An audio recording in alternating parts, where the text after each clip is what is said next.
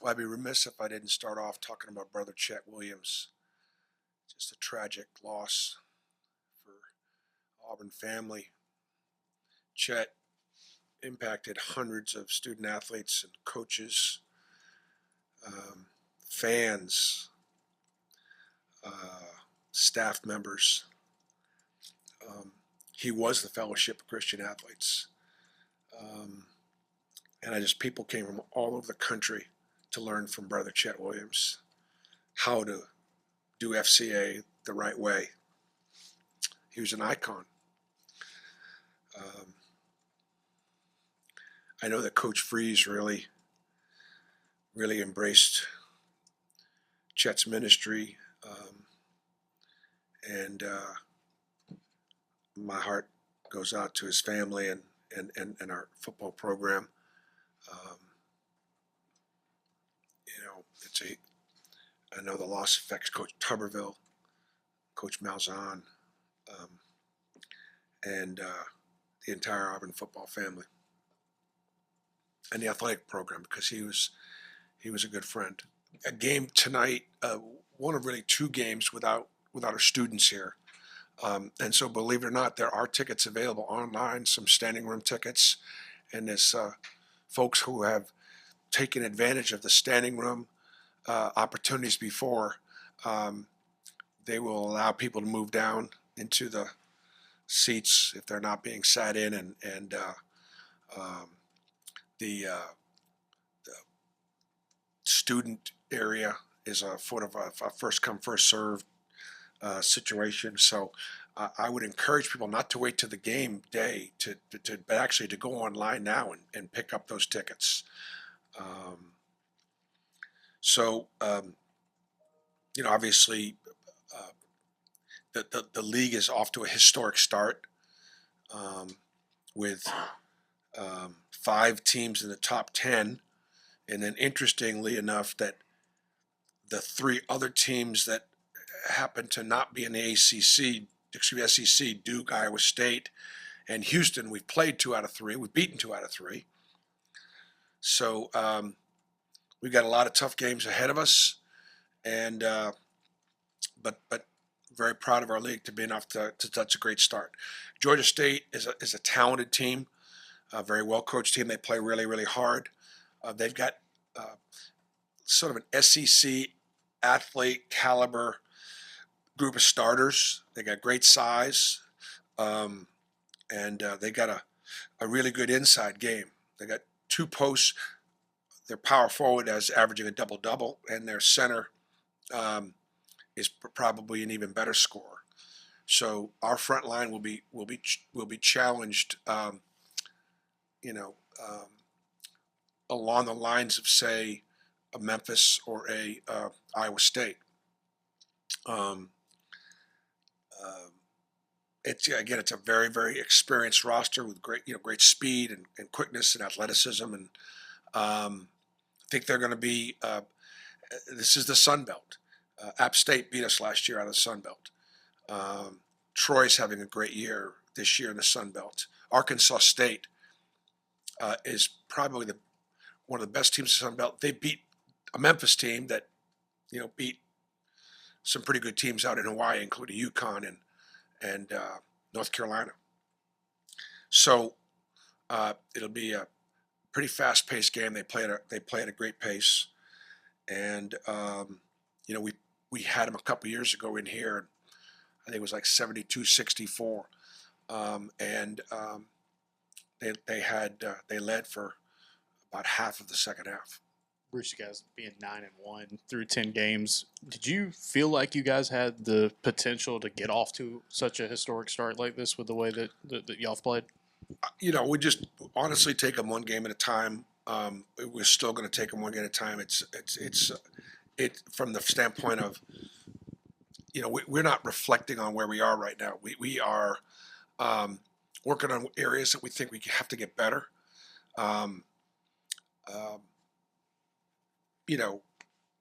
To play the caliber of the schedule that we played and to be in a position we're in right now is certain everything I could have hoped for, but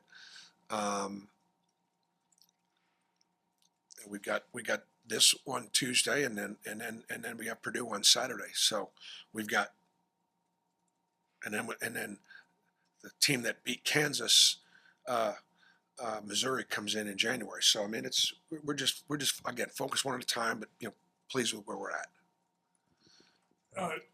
Could you talk about Dylan Cardwell and what he has meant and means to the program as a whole Sure. and to the team? Well, I can tell you that Edwards and McMillan, they're two frontline kids for Georgia State.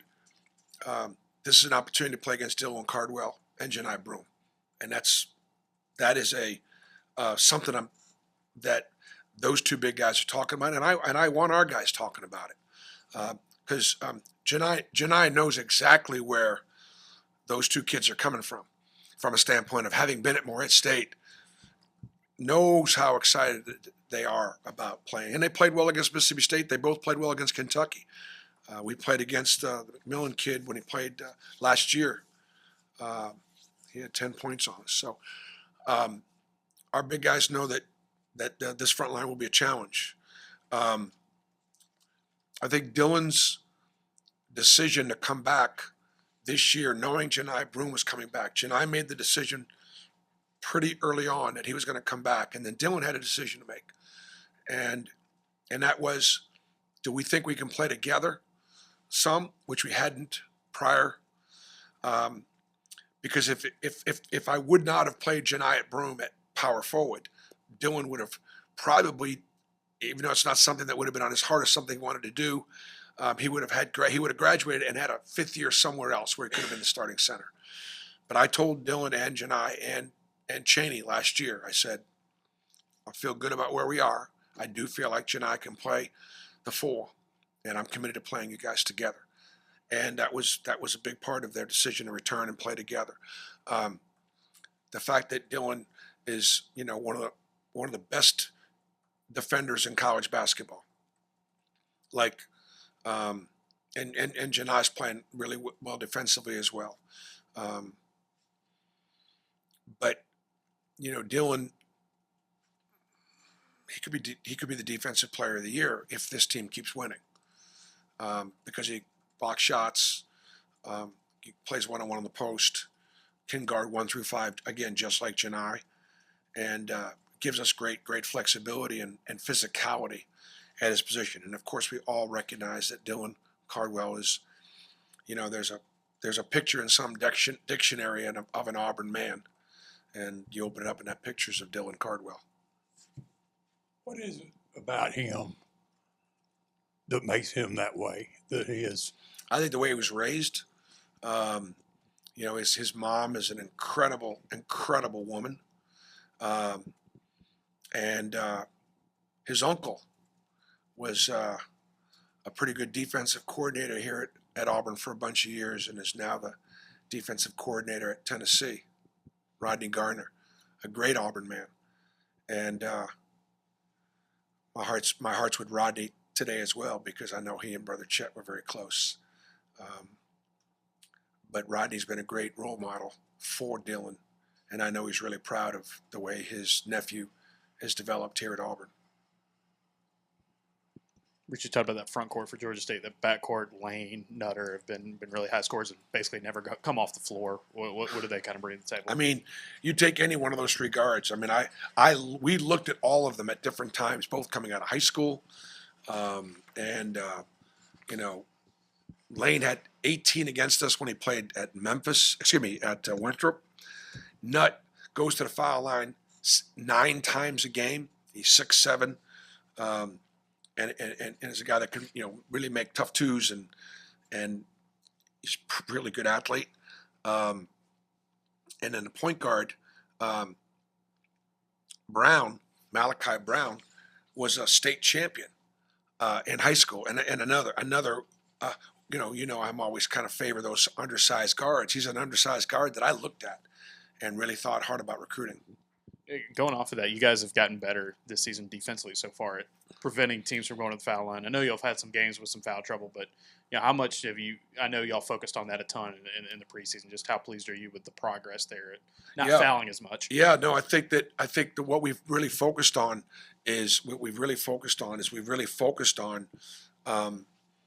trying to play as aggressively before shots are taken. But then once shots are taken, working really hard to not foul and to not come down, even blocking shots, just to not take tough twos, make them tough shots, but don't bail them out with a foul. And we've worked really hard at trying to do that. And for the most part, we've done pretty well. I'd say the other thing too about this is going to be is one of the more physical games we played. Miles Kelly, just curious what his update is after a couple days since Saturday. Yeah, I just got a little bang on his hand and got a little tape on it for some support. He'll be fine. Any more questions?